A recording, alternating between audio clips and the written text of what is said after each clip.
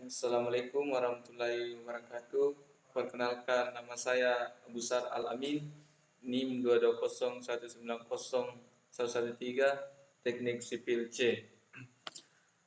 Untuk kali ini saya akan membahas tentang kewirausahaan teknik sipil. Yang pertama itu ilmu kewirausahaan teknik sipil. Istilah entrepreneur itu sendiri berasal dari bahasa Prancis, yaitu entreprendre, yang mengandung makna atau undertake yang berarti mengerjakan atau berusaha untuk melakukan sesuatu pekerjaan.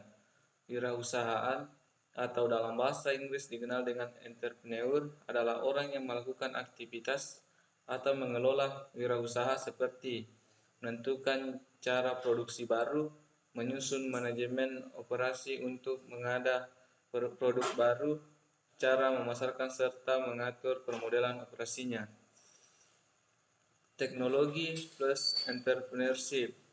Teknologi merupakan suatu cara atau metode untuk mengelola sesuatu agar terjadi efisiensi biaya dan waktu sehingga dapat menghasilkan produk yang lebih berkualitas. Entrepreneurship adalah proses mengorganisasi dan mengelola risiko untuk sebuah bisnis baru. Entrepreneur adalah seorang yang menciptakan bisnis atau usaha dengan keberanian menanggung risiko untuk mencapai keuntungan dan pertumbuhan dengan cara mengidentifikasi peluang yang ada. Lanjut, kita ke konsep dasar kewirausahaan. Yang pertama itu latar belakang perlu perwirausahaan. Agar mampu menata masa depan yang lebih baik, seorang diharapkan mampu mandiri, membuka lapangan kerja bagi orang lain. Di kendala dalam memulai usaha yaitu takut rugi atau bangkrut. Kedua, merasa bingung dari mana memulai. Langkah awal menjadi wirausaha. Satu itu berani memulai, kedua berani menanggung risiko, ketiga memiliki rencana yang jelas, keempat optimis dan penuh keyakinan. Lanjut kita ke cara mendirikan usaha. Yang pertama itu dokumen yang diperlukan suatu usaha, yaitu tanda daftar perusahaan, nomor pokok wajib pajak, 3 bukti diri KTP atau KK. Di faktor penyebab kegagalan usaha, 1. Data dan informasi tidak lengkap, kedua salah perhitungan, ketiga pelaksanaan pekerjaan salah, keempat kondisi lingkungan, kelima unsur sengaja, keenam bencana alam.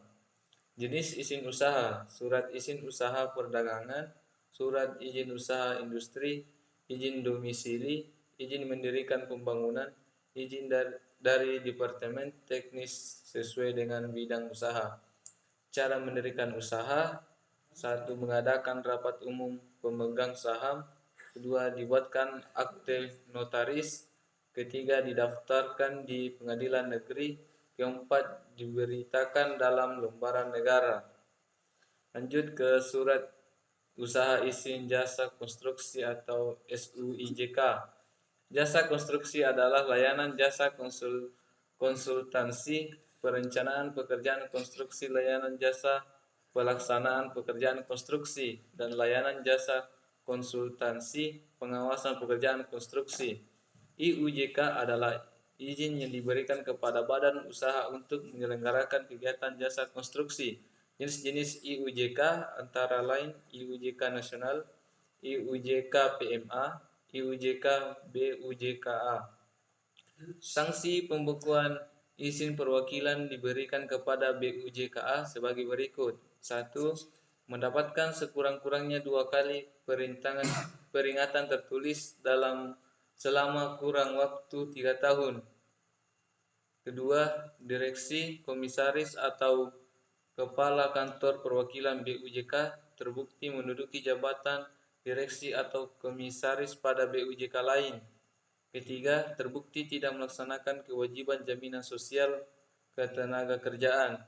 Keempat, terbukti menyampaikan laporan kegiatan tahunan yang tidak benar. Kelima, manajemen dan organisasi. Manajemen merupakan alat atau mencapai tujuan, sedangkan organisasi merupakan tempat untuk mencapai tujuan. Fungsi manajemen: planning, organizing, execution, controlling.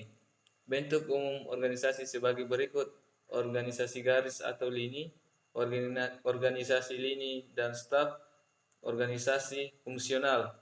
Kebutuhan usaha adalah hal-hal yang harus dipenuhi perusahaan untuk mendirikan dan menjalankan usaha dari awal hingga perusahaan beroperasi.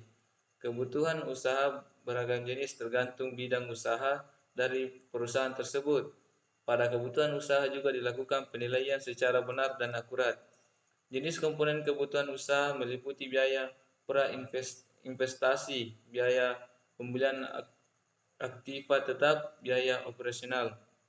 Biaya pra-investasi adalah biaya yang dikeluarkan perusahaan dalam rangka memulai suatu usaha, misalnya biaya survei lapangan atau biaya studi kelayakan.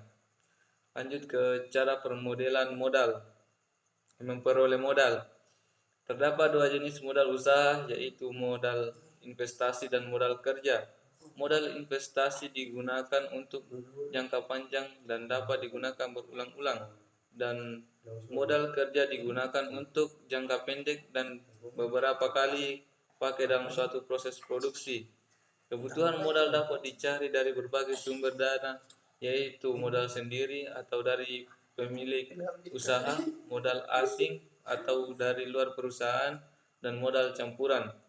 Kelebihan modal sendiri antara lain tidak adanya bunga atau administrasi, tidak tergantung pada pihak lain, tidak adanya keharusan pengembalian modal. Adapun kekurangan modal sendiri yaitu jumlah terbatas, peroleh relatif lebih sulit, dan lain-lain. Kelebihan modal asing yaitu jumlahnya tidak terbatas dan motivasi usaha tinggi karena pemilik usaha mempunyai beban pengembali pinjaman sehingga ada target. Adapun kekurangan modal asing antara lain dikarenakan berbagai biaya bunga dan administrasi, modal harus dikembalikan, dan adanya beban moral. Kelebihan modal campuran yaitu persentase modal pinjaman disesuaikan dengan kebutuhan atau kekurangan modal sendiri. Mungkin sekian dari saya, kurang lebihnya mohon dimaafkan. Wabillahi taufiq wal hidayah. Assalamualaikum warahmatullahi wabarakatuh.